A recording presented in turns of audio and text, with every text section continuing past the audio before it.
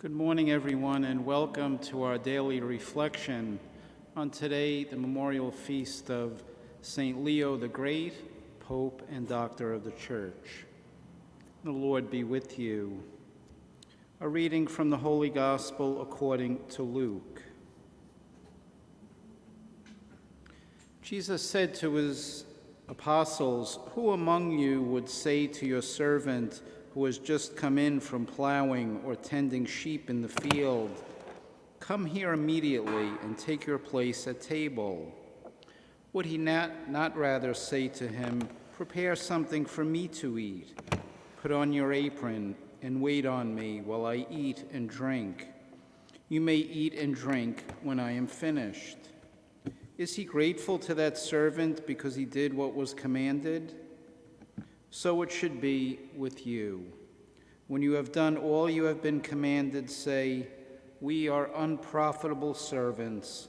We have done what we were obliged to do.'" The Gospel of the Lord.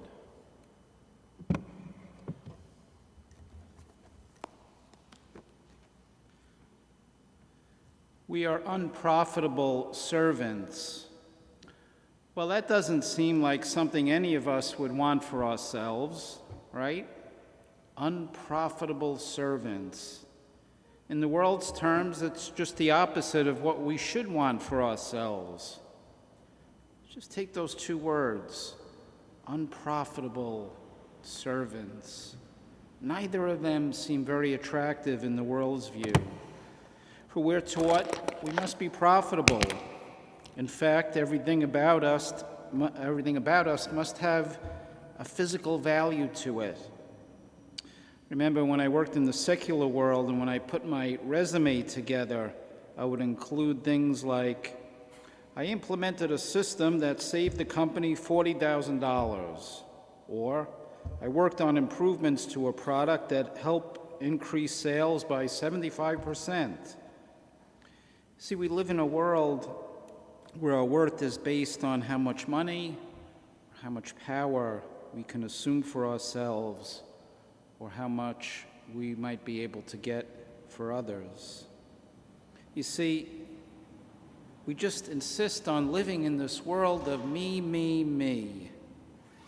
And perhaps if we think about it, we sometimes let that attitude even slip into our good works. We take those good works as just something to add to our resumes. We love to say we did this to help someone, or we ran that program that helped a lot of people. The reality is we did just what we were supposed to do.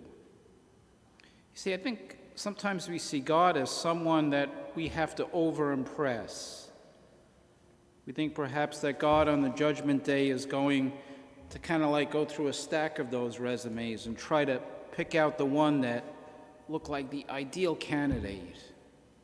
And so we did good deeds, and so we can say, "Hey, look at me. Look at my resume." Perhaps we're preparing those resumes not even for God. Perhaps we're just hoping for others to look at us.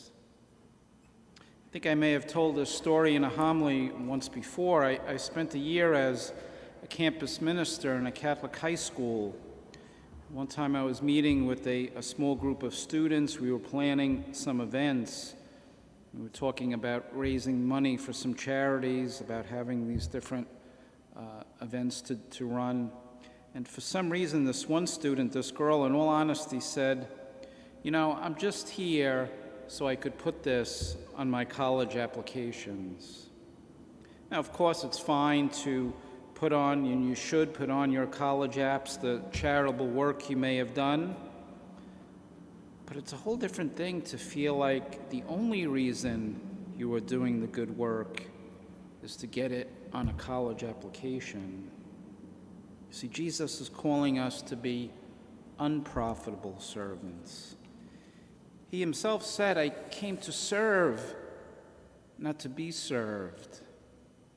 And so we are called to serve as well, to love and serve God by loving and serving one another, He calls us to this emptying of ourselves. He calls us to live outside of ourselves for the good of others.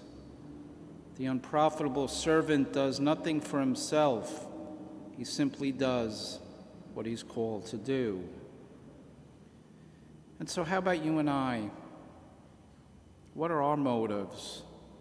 Are we just trying to build up our resumes, simply trying to prove how profitable we are to others, to ourselves, and maybe ultimately to God? But God's not looking for us to sell ourselves to Him. He already knows exactly who we are, and despite that, He loves us beyond measure.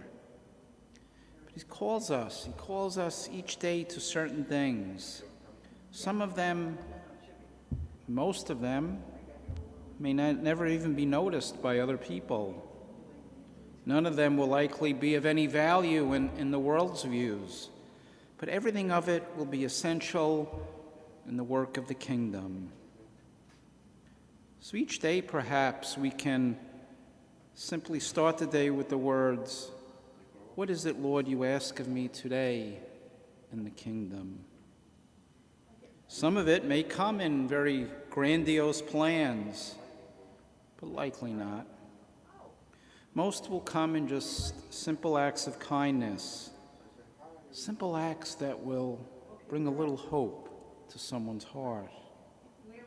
Most of it will probably be drudgery, at least as the world sees it, but all of it will require us to love.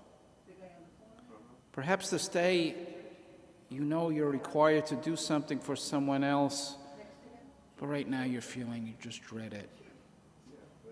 Maybe you're asked to take care of an elderly relative, or perhaps some of you have the special calling to care for a child with special needs. It will be rough work. Not too many people will probably even notice it today, but it's what you're called to do. And tomorrow, you'll be called again to do it once more.